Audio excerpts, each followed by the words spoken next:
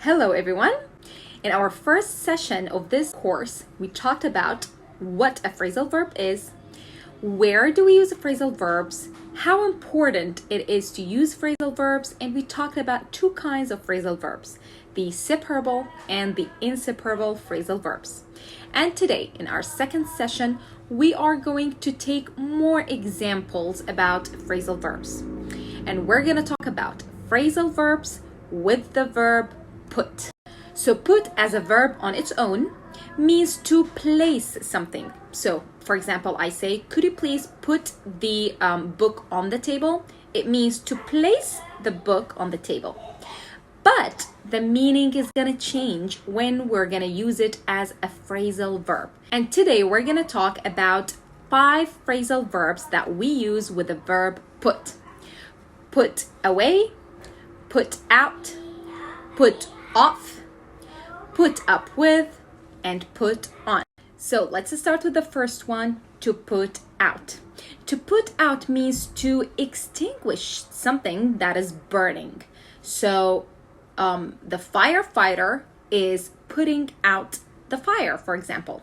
Okay, so is put out a separable or inseparable phrasal verb? He put out the fire. What did he put out? What?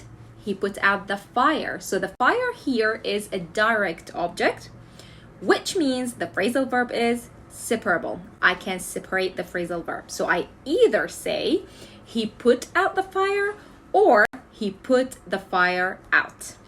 And the second phrasal verb for today is to put away. So this one is a bit tricky because some English learners think that to put something away means to put it aside. But to put something away means to put it back to its place or to put it where it belongs to. For example, if your kids are playing and the toys are all over the room, so you want to ask your kids to clean up, so you tell them, please pick up the toys and put them away. So to put them away is to put them in the toy box, in the drawers, in their places. Another example, you can tell your kids, could you please put your books away when you see all the books on the table? So could you please put your books away? Could you please put the vegetables away? Or put away the vegetables. For example, she wanted to study medicine, but she put off the idea because she got pregnant. Another good example would be, I have a meeting today with my team, but I think I will put it off because I feel under the weather, which means I feel sick. Sometimes one phrasal verb can have different meanings. For example, put on. So put on could be to fit your clothes on your body.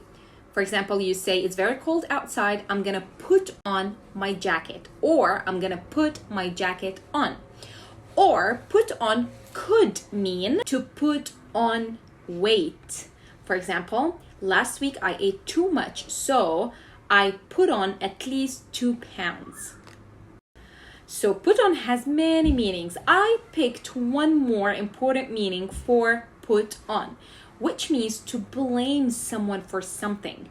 You can't put that on me. It wasn't my fault.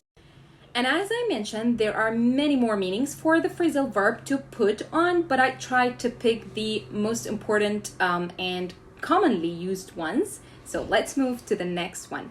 The next one is put up with, which means to tolerate. For example, I can't put up with his attitude anymore. He's really annoying. I'm too tired to put up with him. He always gives me a hard time to do his homework.